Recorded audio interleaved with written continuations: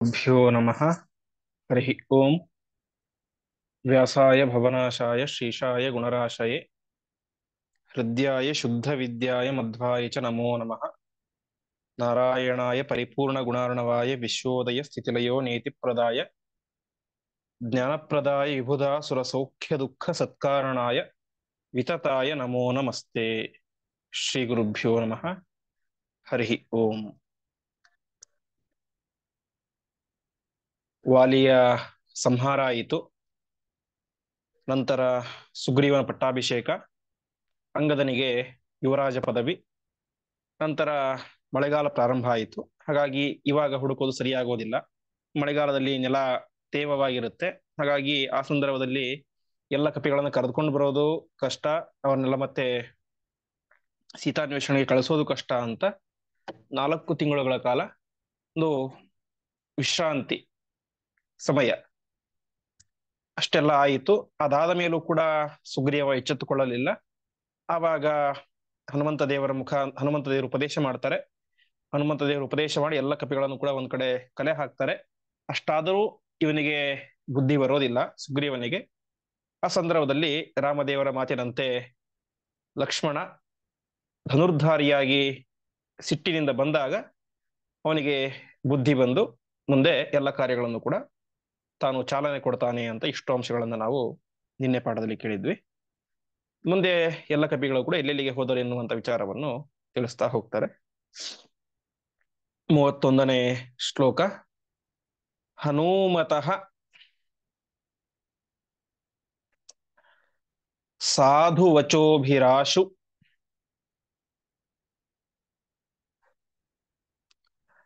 ಪ್ರಸನ್ನಚೇತಸಿ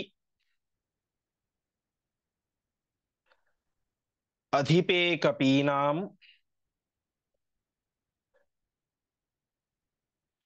ಸಮಾಗತೆ ಸರ್ವಹರಿಪ್ರವೀರೈಃ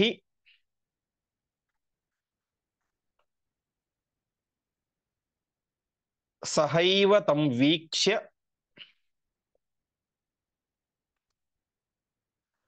ನನಂದ ರಾಘವಃ.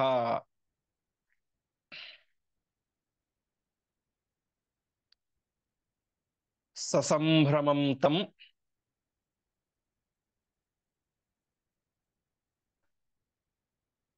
ಪತಿತಂ ಪದಾಬ್ಜಯೋಃ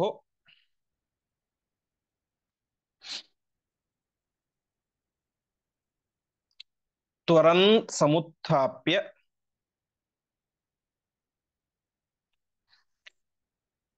ಸಮಾಶ್ಲಿಷತ್ ಪ್ರಭುಃ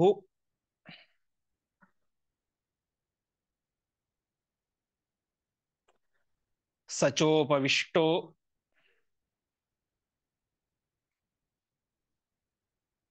ಜಗದೀಶ ಸನ್ನಿಧೌ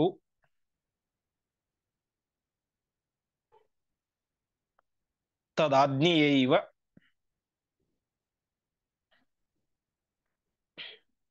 ಆದಿಶದಾಶು ವಾನರಾನ್. ಪದಚ್ಛೇದ. ಹನುಮತಃ ಸಾಧುವಚೋಭಿಃ ಆಶು ಪ್ರಸನ್ನಚೇತಸಿ ಅಧಿಪೇ ಕಪೀನಾಂ ಸಮಾಗತೆ ಸರ್ವಹರಿಪ್ರವೀರೈಃ ಸಹ ಏವ ತಂ ವೀಕ್ಷ್ಯ ನನಂದ ರಾಘವಃ.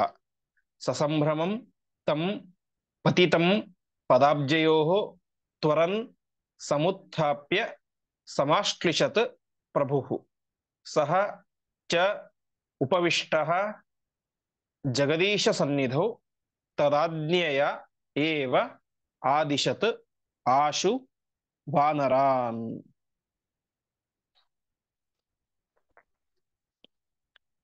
ಕಪಿಗಳೆಲ್ಲ ಬಂದಿದ್ದಾರೆ.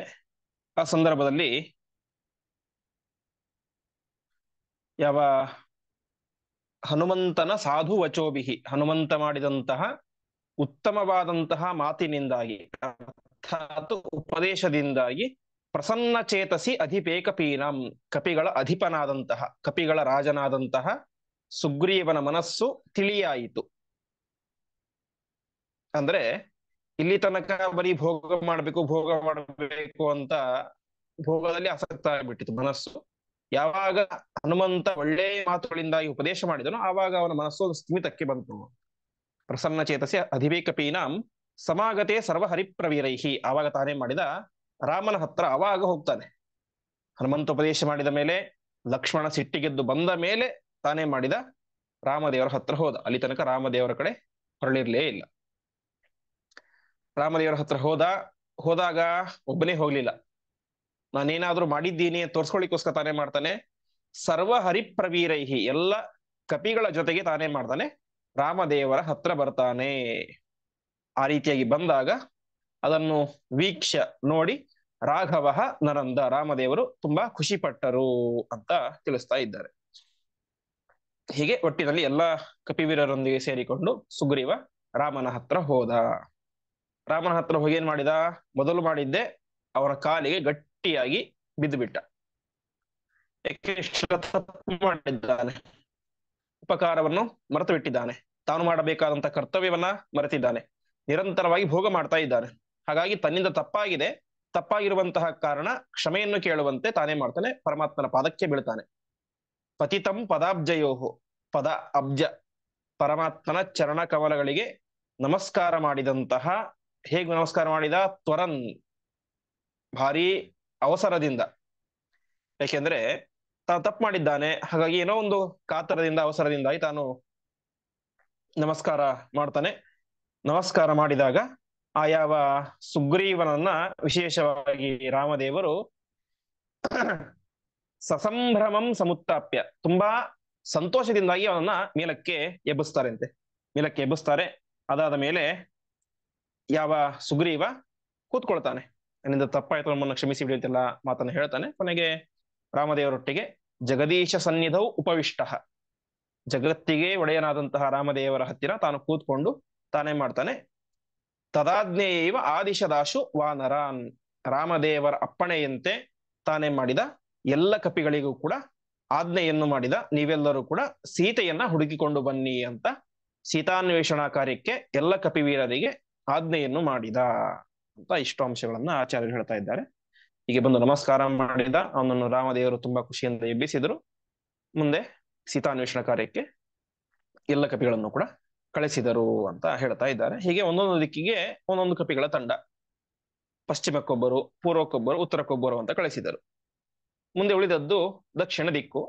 ವಾಸ್ತವಿಕವಾಗಿ ಸೀತೆ ಇರೋದೇ ದಕ್ಷಿಣ ದಿಕ್ಕಿನಲ್ಲಿ. ವಾಸ್ತವಿಕವಾಗಿ ಇನ್ನು ವಾಲ್ಮೀಕಿ ರಾಮಾಯಣದಲ್ಲಿ ನೋಡಿದರೆ ಸುಗ್ರೀವ ಹೇಳ್ತಾನಂತೆ, ಅವನು ಭಾರತ ಭೂಖಂಡ ಇಡೀ ಭೂಗೋಳದ ವರ್ಣನೆಯನ್ನ ರಾಮದೇವರ ಮುಂದೆ ಮಾಡ್ತಾನೆ. ಅಲ್ಲಿ ಇಷ್ಟು ದೊಡ್ಡ ಪರ್ವತ ಇದೆ, ಇಲ್ಲಿ ಇಷ್ಟು ದೊಡ್ಡ ನದಿ ಇದೆ, ಇಲ್ಲಿ ಇಷ್ಟು ದೊಡ್ಡ ಸಮುದ್ರ ಇದೆ, ಅಲ್ಲಿ ಹೀಗೋಗ್ಬೇಕು, ಇಲ್ಲಿ ಹೀಗೋಗ್ಬೇಕು ಅಂತ ಸೀತೆಯನ್ನು ಹುಡುಕುವಂತ ಕಾರ್ಯಕ್ಕೆ ಅನುಕೂಲವಾಗುವಂತ ಒಂದು ಮ್ಯಾಪ್, ನಕ್ಷೆಯನ್ನು ತಯಾರು ಮಾಡಿ ಕೊಡ್ತಾನೆ ರಾಮದೇವರ ಹತ್ರ. ಇದು ಯಾವಾಗ? ಇನ್ನೂ ವಾಲಿವಧೆ ಆಗಿರೋದಿಲ್ಲ, ಅದಕ್ಕಿಂತ ಮುಂಚೆ. ಆವಾಗ ರಾಮದೇವರಿಗೆ ಆಶ್ಚರ್ಯ ಆಗುತ್ತೆ. ಅಲ್ಲ, ನೀನಿರೋದು ಯಾವುದೋ ಒಂದು ಕಿಷ್ಕಿಂದೆ ಮೂಲೆಯಲ್ಲಿ, ಗುಡ್ಡದಲ್ಲಿ, ನಿನಗೆ ಇಡೀ ಭೂಗೋಳದ ಜ್ಞಾನ ಎಲ್ಲಿಂದ ಬಂತು? ಅಷ್ಟು ದೊಡ್ಡ ಪರ್ವತ ಇದೆ, ಅದು ಇಷ್ಟು ಯೋಜನೆ ವಿಸ್ತೀರ್ಣವಾಗಿದೆ, ಅಷ್ಟು ದೊಡ್ಡ ಶಿಖರಗಳಿದ್ದಾವೆ, ಅಲ್ಲಿ ಇಷ್ಟು ದೊಡ್ಡ ನದಿ ಇದೆ, ಇಷ್ಟು ದೊಡ್ಡ ಮರ ಇದೆ ಅಂತೆಲ್ಲ A to Z ಹೇಳ್ತಾ ಇದ್ದೀಯಾ, ನಿನಗೆ ಇಡೀ ಭೂಗೋಳದ ಜ್ಞಾನ ಎಲ್ಲಿಂದ ಬಂತು ಅಂತ ಕೇಳ್ತಾರೆ.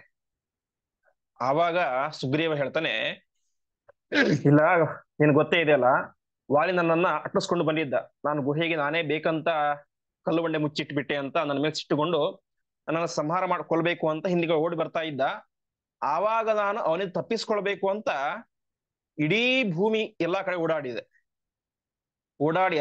ಓಡಾಡಿ ಕೊನೆಗೆ ಇಲ್ಲಿಗೆ ಬಂದು ಸೇರ್ಕೊಂಡೆ, ಈ ಋಷ್ಯಮುಖ ಪರ್ವತಕ್ಕೆ ಬಂದು ಸೇರ್ಕೊಂಡೆ. ಹಾಗಾಗಿ ಆವಾಗ ಎಲ್ಲ ಕಡೆ ಓಡಾಡಿದಾಗ ನನಗೇನ್ ಬಂತು? ಎಲ್ಲದರ ಭೂಗೋಳದ ಜ್ಞಾನ ಬಂತು ನನಗೆ ಅಂತ ಹೇಳ್ತಾನೆ. ಹಾಗೆ ಅವನು ಒಂದು ವ್ಯವಸ್ಥೆ ಮಾಡಿ ಇಟ್ಟಿರ್ತಾನೆ. ನೀವು ಇಂತಿಂತ ಕಡೆ ಹೋಗ್ಬೇಕು, ಇಲ್ಲಿ ಇಷ್ಟು ನಿಮ್ಗೆ ಕಷ್ಟ ಇರುತ್ತೆ, ಇಲ್ಲಿ ಸುಲಭವಾಗಿರುತ್ತೆ, ಹಾಗಾಗಿ ಸುಲಭವಾದಂತ ಮಾರ್ಗದಲ್ಲಿ ಹೋಗಿ ಅಂತ ಎಲ್ಲ ಕಪಿಗಳಿಗೂ ಕೂಡ ಆಜ್ಞೆಯನ್ನು ಮಾಡಿ ಅದಕ್ಕೆ ಬೇಕಾದಂತ ಒಂದು ಮ್ಯಾಪ್ ಅನ್ನು ಕೂಡ, ನಕ್ಷೆಯನ್ನು ಕೂಡ ಕೊಟ್ಟು ಅವರನ್ನ ಕಳಿಸ್ತಾನೆ. ಮುಂದೆ ದಕ್ಷಿಣ ದಿಕ್ಕು, ಅದರ ಬಗ್ಗೆ ಹೇಳ್ತಾ ಇದ್ದಾರೆ. ಸಮಸ್ತ ದಿಕ್ಷು ಪ್ರಹಿತೇಷು ತೇಷು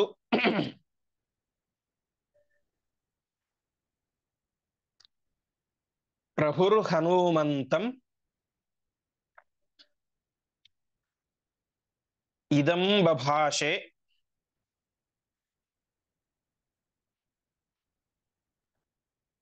ನ ಕಶ್ಚಿದೀಶಃ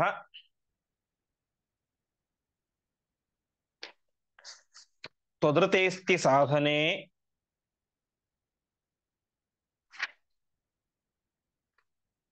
ಸಮಸ್ತ ಕಾರ್ಯ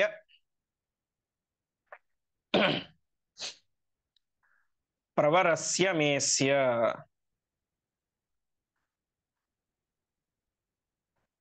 ಅತಸ್ತ್ವಮೇವ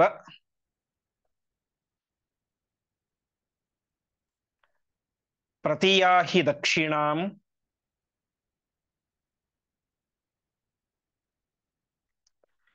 ದಿಶಂ ಸಮಾದಾಯ ಮದಂಗುಲೀಯಕಂ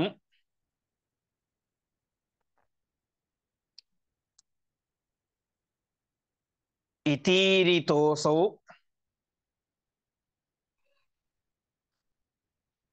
ಪುರುಷೋತ್ತಮೇನ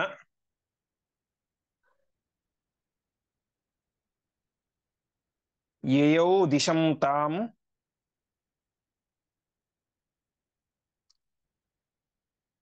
ಯುವರಾಜಯುಕ್ತಃ. ಪದಚ್ಛೇದ. ಸಮಸ್ತ ದಿಕ್ಷು ಪ್ರಹಿತೇಷು ತೇಷು ಪ್ರಭುಃ ಹನುಮಂತಂ ಇದಂ ಬಭಾಷೆ ನಃ ನ ಕಶ್ಚಿತ್ ಈಶಃ ತ್ವದೃತೆ ಅಸ್ತಿ ಸಾಧನೆ ಸಮಸ್ತ ಕಾರ್ಯಪ್ರವರಸ್ಯ ಮೇ ಅಸ್ಯ.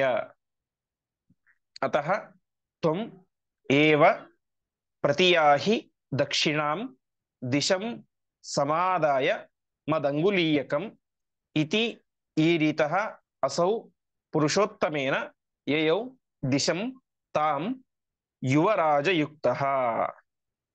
ಎಲ್ಲ ಕಪಿಗಳು ಹೋದರು. ಇನ್ನೊಂದು ಪ್ರಧಾನವಾದಂತಹ ಟೀಮ್ ಉಳಿದಿದೆ. ಅಂಗದ, ಜಾಂಬವಂತ ಮುಂತಾದಂತಹ, ಹನುಮಂತನೇ ಮೊದಲಾದಂತಹ ಕೂಡಿದಂತಹ ಒಂದು ಪ್ರಧಾನವಾದ ಸೈನ್ಯ ಉಳಿದಿದೆ.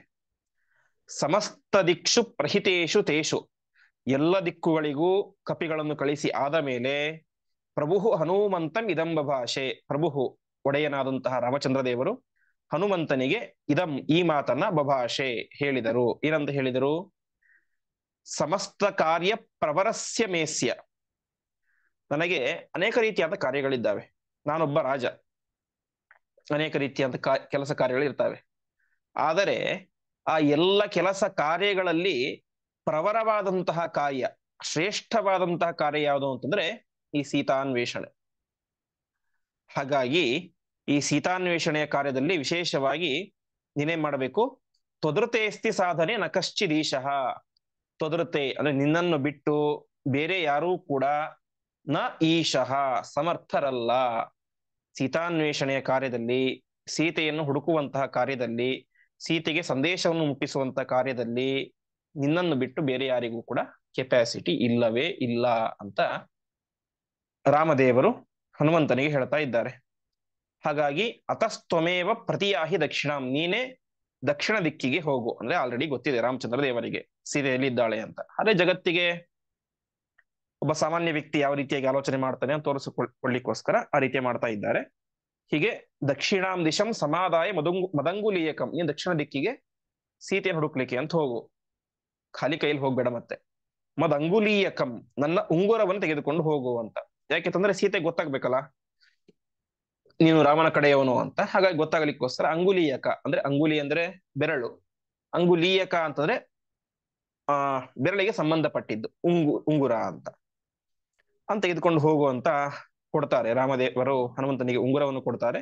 ಈ ರೀತಿಯಾಗಿ ಇತೀರಿತೋಸೋ ಪುರುಷೋತ್ತಮೇನ, ಪುರುಷೋತ್ತಮನಾದಂತಹ ರಾಮಚಂದ್ರ ದೇವರು ಈ ರೀತಿಯಾಗಿ ಹೇಳಿದಾಗ ಹನುಮಂತ ದೇವರು ಯುವರಾಜಯುಕ್ತ ತಾಂ ದಿಶಂ ಯಯೌ, ಯುವರಾಜಯುಕ್ತ, ಯುವರಾಜನಾದಂತಹ ಅಂಗದನೊಂದಿಗೆ ಸೇರಿಕೊಂಡು ಆ ದಕ್ಷಿಣ ದಿಕ್ಕಿಗೆ ಹೊರಟರು ಅಂತ ಹೇಳ್ತಾ ಇದ್ದಾರೆ.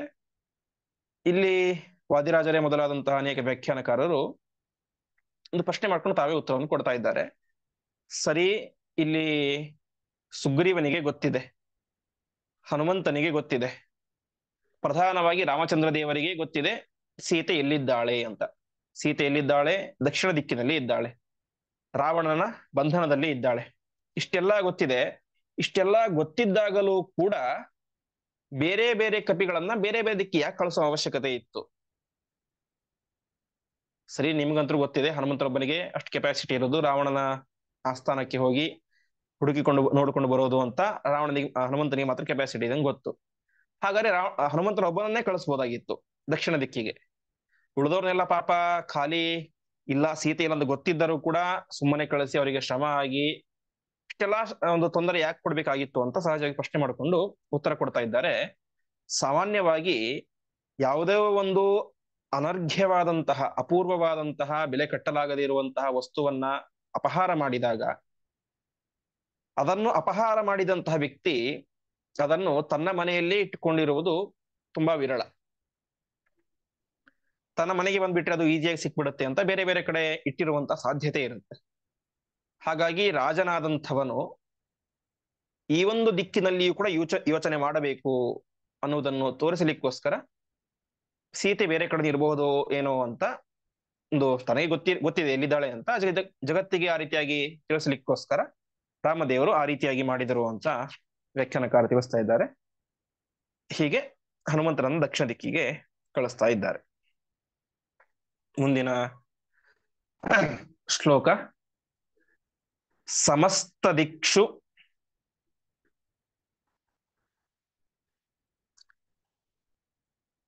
ಪ್ರತಿಯಾಪಿತಾಹಿತೆ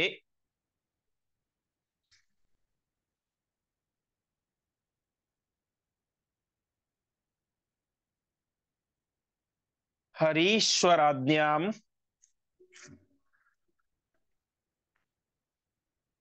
ಉಪಧಾರ್ಯಮಾಸತಃ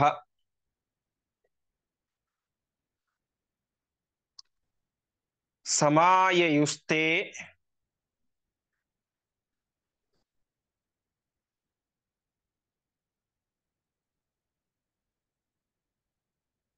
ಅಂಗದ ಜಾಂಬವನ್ಮುಖಾಃ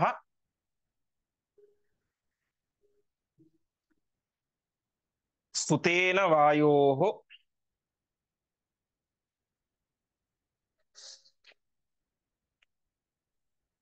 ಸಹಿತಾನ ಚಾಯಯುಃ.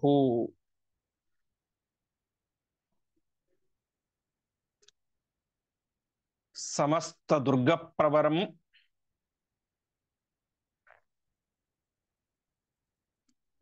ದುರಾಸದಂ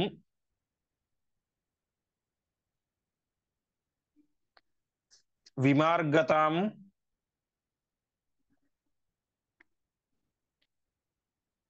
ವಿಂಧ್ಯಗಿರಿಂ ಮಹಾತ್ಮನಾಂ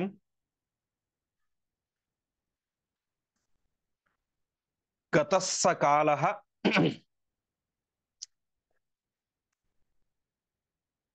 ಹರಿರಾಡುದೀರಿತಃ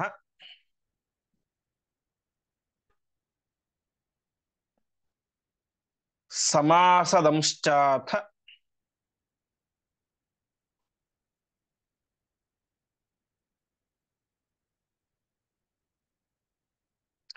ಬಿಲಂ ಮಹಾದ್ಭುತಂ.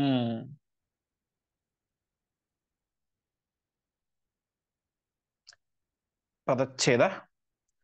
ಸಮಸ್ತ ದಿಕ್ಷು ಪ್ರತಿಯಾಪಿತಾಃ ಹಿ ತೇ ಹರೀಶ್ವರಾಜ್ಞಾಂ ಉಪಧಾರ್ಯ ಮಾಸತಃ ಸಮಾಯಯುಃ ತೇ ಅಂಗದ ಜಾಂಬವನ್ಮುಖಾಃ ಸುತೇನ ವಾಯೋಃ ಸಹಿತಾಃ ನ ಚ ಆಯಯುಃ.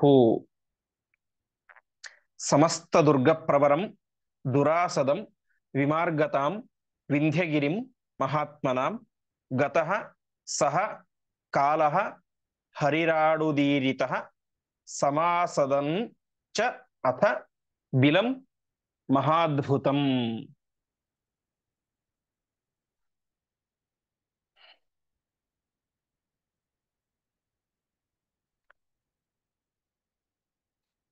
ಎಲ್ಲ ದಿಕ್ಕುಗಳಿಗೆ ಕಪಿವೀರರು ಹೋದರು. ದಕ್ಷಿಣಕ್ಕೂ ಸೇರಿಕೊಂಡು ಎಲ್ಲ ಒಂದೊಂದು ಟೀಮ್ ಎಲ್ಲ ಒಂದೊಂದು ಕಡೆ ದಿಕ್ಕಿಗೆ ಹೋಯಿತು. ಸಮಸ್ತ ದಿಕ್ಷು ಪ್ರತಿಯಾಪಿತಾಹಿತೆ, ಎಲ್ಲ ದಿಕ್ಕುಗಳಿಗೆ ಪ್ರತಿಯಾಪಿತಾಹ, ಸ್ವತಃ ಅವರು ಏನು ಮನಸ್ಸು ಬಂದು ಹೋದದ್ದಲ್ಲ, ಕಳಿಸಿದ್ದು. ಪ್ರತಿಯಾಪಿತ ಅಂದ್ರೆ ಕಳಿಸೋದು ಅಂತ. ಕಳಿಸಿದಾಗ ಹರೀಶ್ವರಾದ್ಯಾಂ ಉಪಧಾರ್ಯ ಮಾಸತಃ. ಹರೀಶ್ವರ ಅಂದ್ರೆ ಸುಗ್ರೀವ. ಸುಗ್ರೀವನ ಆಜ್ಞೆಯಂತೆ ಅವರು ಎಲ್ಲ ಕಡೆ ಕೂಡ ಹುಡುಕಾಡ್ತಾರೆ.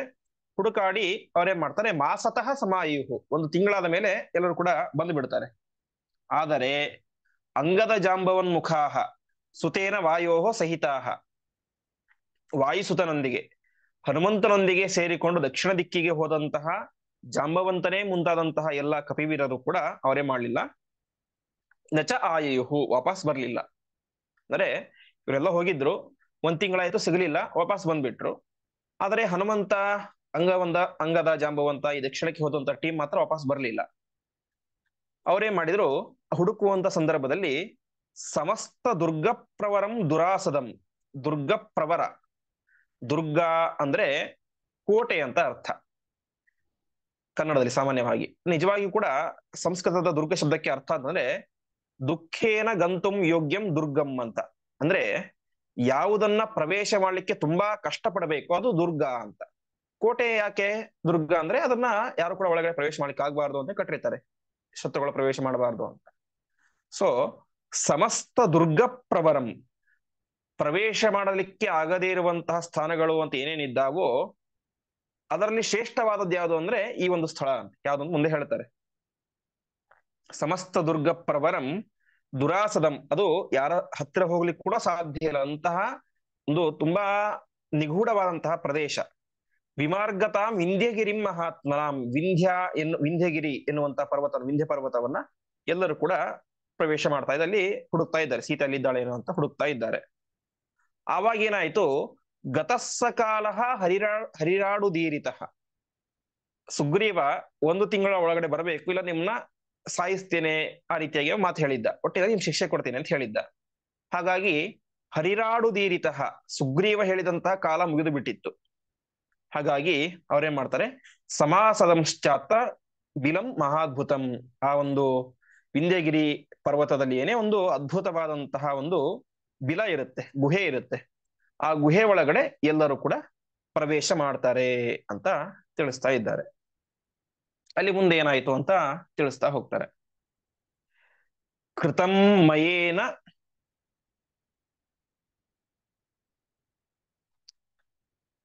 ಅತಿ ವಿಚಿತ್ರಮುತ್ತಮಂ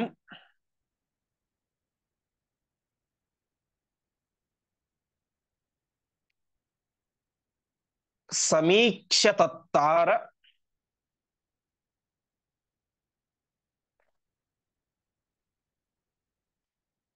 ಉವಾಚ ಚಾಂಗದಂ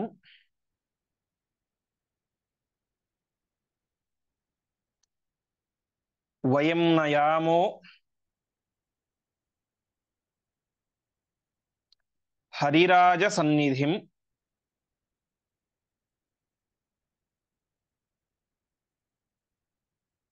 ವಿಲಂಘಿತೋನಃ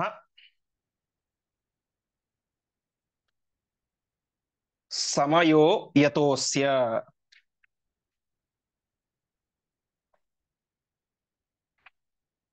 ಪದಚ್ಛೇದ.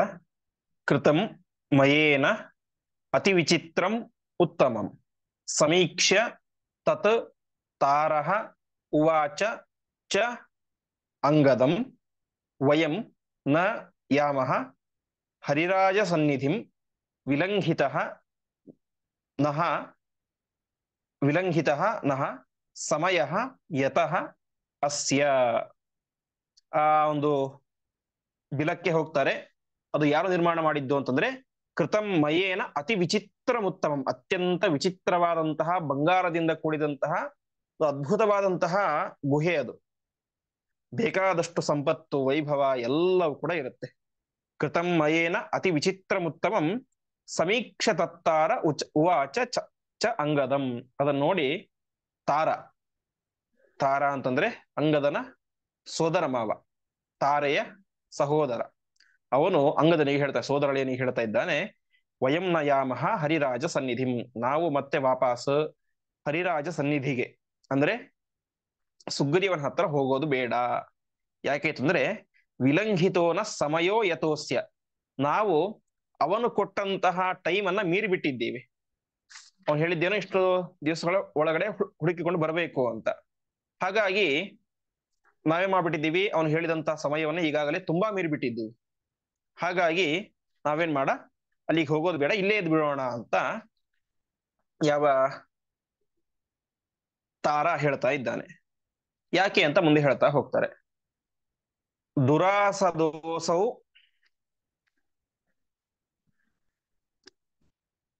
ಅತಿ ಚಂಡ ಶಾಸನ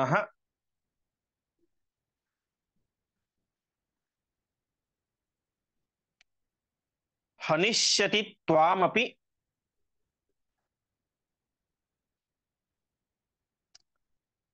ಕಿಂ ಮದಾದಿಕಾನ್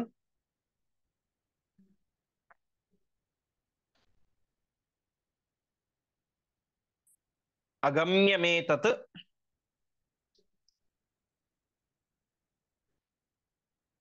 ಬಿಲಮಾಪ್ಯ ತತ್ಸುಖಂ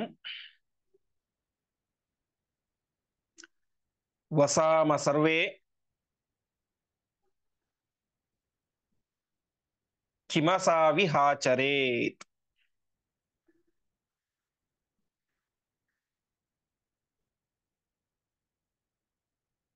ನ ಚೈವ ರಾಮೇಣ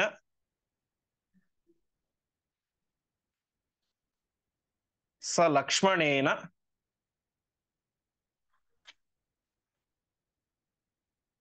ಪ್ರಯೋಜನಂ ನೋ ವನಚಾರಿಣಾಂ ಸದಾ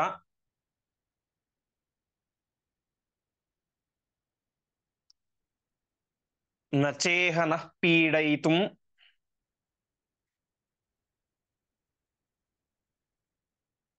ಸ ಚ ಕ್ಷಮಃ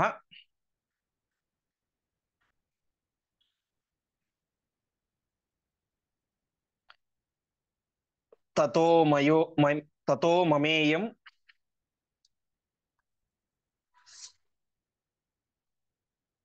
ಸುವಿನಿಶ್ಚಿತಾ ಮತಿಃ.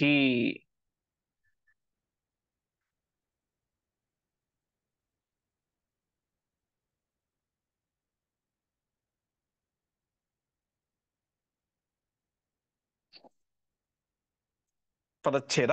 ದುರಾಸದಃ ಅಸೌ ಅತಿಚಂಡ ಶಾಸನಃ ಹನಿಷ್ಯತಿ ತ್ವಾಂ ಅಪಿ ಕಿಂ ಮದಾದಿಕಾನ್ ಅಗಮ್ಯಂ ಏತತ್ ಬಿಲಂ ಆಪ್ಯ ತತ್ ಸುಖಂ ವಸಾಮ ಸರ್ವೇ ಕಿಂ ಅಸೌ ಇಹ ಆಚರೇತ್.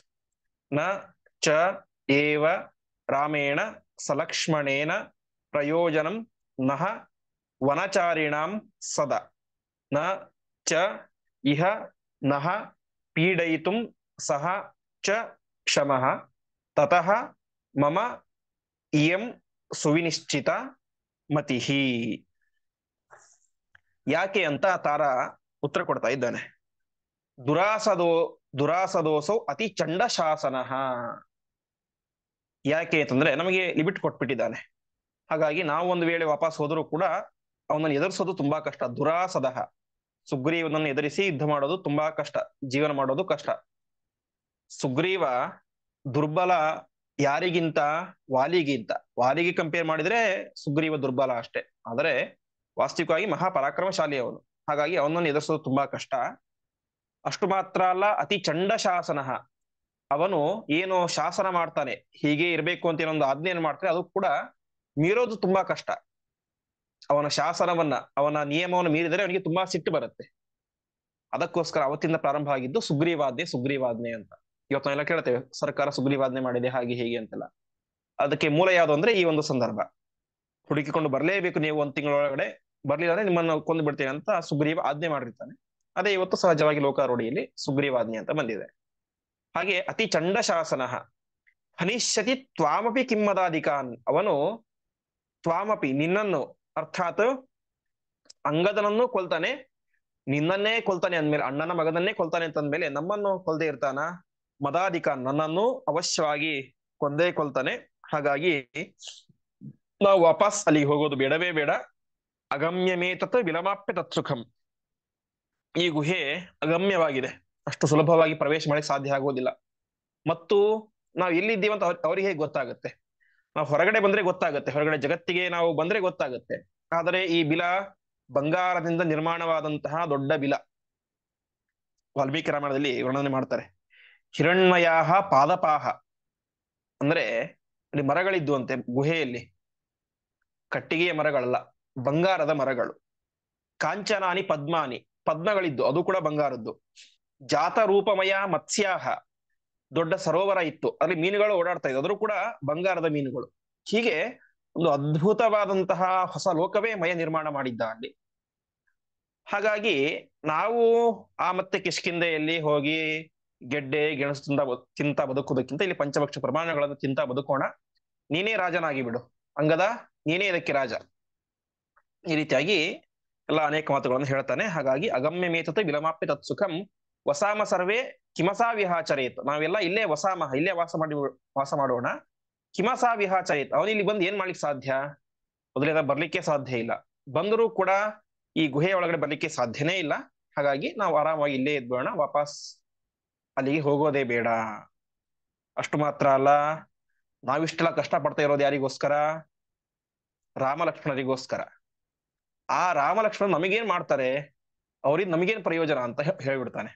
ನಚೈವ ರಾಮೇಣ ಸಲಕ್ಷ್ಮಣೇನ ಪ್ರಯೋಜನಂ ನೋ ವನಚಾರಿಣಾಂ ಸದಾ. ನಾವ್ಯಾರೋ ಕಾಡಿನಲ್ಲಿ ಇದ್ದಿದ್ದು ಬಿದ್ದಿದ್ದು ತಿನ್ಕೊಂಡು ಜೀವನ ಮಾಡುವಂತ ಕಪಿಗಳು, ಅವರೇನು ದೊಡ್ಡ ರಾಜ್ಯದ ರಾಜರು. ಅಂತಹ ರಾಜರಿಂದ ನಮಗೇನು ಪ್ರಯೋಜನ? ನಾವೇನೋ ನಾಗರಿಕರು ಒಂದು ಪಟ್ಟಣದಲ್ಲಿ ವಾಸವಾಗಿದ್ವಿ ಅಂತಂದ್ರೆ ಅವರಿಂದ ನಮ್ಗೆ ಪ್ರಯೋಜನ ಸಿಗುತ್ತೆ. ಕಾಡಿನಲ್ಲಿ ವಾಸವಾಗಿರುವಂತಹ ನಮಗೆ ನಾಗರಿಕರಾದಂತಹ, ಅದರಲ್ಲೂ ರಾಜರಾದಂತಹ ರಾಮಲಕ್ಷ್ಮಣರಿಂದಾಗಿ ಏನು ಪ್ರಯೋಜನ ಇಲ್ಲ. ಅವರಿಗೆ ಸೀತೆ ಹುಡುಕ್ ಕೊಟ್ರು ಅಷ್ಟೇ ನಮಗ್ ಸಿಗೋದು ಗೆಡ್ಡೆ ಗೆಣಸೆ, ಹುಡುಕಿ ಕೊಡ್ಲಿಲ್ಲ ಅಂತ ಸಿಗೋದು ಗೆಡ್ಡೆ ಗೆಣಸೆ. ಹಾಗಾಗಿ ಅವರಿಂದಾಗಿ ನಮಗೆ ಏನೇನು ಪ್ರಯೋಜನ ಇಲ್ಲವೇ ಇಲ್ಲ. ಹಾಗಾಗಿ ನಚೇಹ ನ ಪೀಡಯಿತು ಸಚಕ್ಷಮಃ. ಒಂದು ವೇಳೆ ನಾವು ಇಲ್ಲೇ ಇದ್ಬಿಟ್ರೆ, ಈಗ ನಾವು ಇಷ್ಟೆಲ್ಲ ಹುಡುಕಾಡ್ತಿರೋದು ಯಾಕೆ? ಸುಗ್ರೀವ ರಾಮನಿಗೆ ಹೆದರಿ ಇಷ್ಟೆಲ್ಲ ಮಾಡಿಸ್ತಾ ಇದ್ದಾನೆ. ನಾವು ಇಲ್ಲಿ ಇದ್ಬಿಟ್ರೆ, ಗುಹೆಯಲ್ಲಿ ಇದ್ಬಿಟ್ರೆ ನಮ್ಮನ್ನು ರಾಮನು ಮುಟ್ಲಿಕ್ಕೆ ಸಾಧ್ಯ ಇಲ್ಲ. ಹಾಗಾಗಿ ತಥೋ ಮಮೇಯಂ ಸುವಿನಿಶ್ಚಿತ ಮತಿಹಿ. ಹಾಗೆ ನಾನು ಗಟ್ಟಿಯಾಗಿ ನನ್ನ ನಿರ್ಧಾರ ಇದು, ಸುವಿನಿಶ್ಚಿತ ಮತಿಹಿ, ನನ್ನ ಬುದ್ಧಿ ಈ ರೀತಿ ಹೇಳ್ತಾ ಇದೆ, ನಾನು ನಿರ್ಧಾರ ಮಾಡಿಬಿಟ್ಟಿದ್ದೇನೆ, ನಾವ್ಯಾರೂ ಕೂಡ ಅಲ್ಲಿಗೆ ಹೋಗೋದೇ ಬೇಡ. ಯಾಕೆಂತಂದ್ರೆ ಸುಗ್ರೀವ ಯಾವುದಕ್ಕೂ ಹೇಸುವವನಲ್ಲ. ಸ್ವತಃ ತನ್ನ ಅಣ್ಣನನ್ನೇ ಇನ್ನೊಬ್ಬನ ಕೈಲಿ ಕೊಲಿಸಿದಂತ ವ್ಯಕ್ತಿ ನಮ್ಮನ್ನು ಕೊಲಿಸ್ಲಿಕ್ಕೆ ಹಿಂದೆ ಮುಂದೆ ನೋಡ್ತಾನ? ಸರ್ವಥಾ ನೋಡೋದಿಲ್ಲ, ಅವಶ್ಯವಾಗಿ ಕೊಂದು ಬಿಡ್ತಾನೆ. ಹಾಗಾಗಿ ನಾವು ಅಲ್ಲಿಗೆ ಹೋಗೋದು ಬೇಡವೇ ಬೇಡ, ಇಲ್ಲೇ ಇದ್ದುಕೊಂಡು ಆರಾಮವಾಗಿ ವೈಭವದ ಜೀವನ ಮಾಡೋಣ ಎಂಬುದಾಗಿ ಅವನಿಗೆ ಉಪದೇಶ ಮಾಡ್ತಾ ಇದ್ದಾನೆ. ಇಷ್ಟು ಹೇಳಿದ ಮೇಲೆ ಮುಂದೆ ಅಂಗದ ಅದಕ್ಕೆ ಏನ್ ಮಾಡಿದ, ಅದಾದ ಮೇಲೆ ಹನುಮಂತ ಅದಕ್ಕೆ ಪ್ರತಿಯಾಗಿ ಏನ್ ನುಡಿದ, ಎಲ್ಲ ವಿಚಾರಗಳನ್ನು ಕೂಡ ಆಚಾರ್ಯರು ಮುಂದೆ ತಿಳಿಸ್ತಾ ಹೋಗ್ತಾರೆ. ಆ ಉಳಿದ ಚಿಂತನೆಯನ್ನ ನಾಳೆ ಪಾಠದಲ್ಲಿ ಮಾಡೋಣ ಎಂಬುದಾಗಿ ಹೇಳುತ್ತಾ ಇಂದಿನ ಪಾಠವನ್ನ ಶ್ರೀಕೃಷ್ಣಾರ್ಪಣಮಸ್ತು. ನಮಸ್ಕಾರ ಆಚಾರ್ಯ. ನಮಸ್ಕಾರ. ನಮಸ್ಕಾರ ಆಚಾರ್ಯ. ನಮಸ್ಕಾರ ಆಚಾರ್ಯ. ಒಂದು ಪ್ರಶ್ನೆ.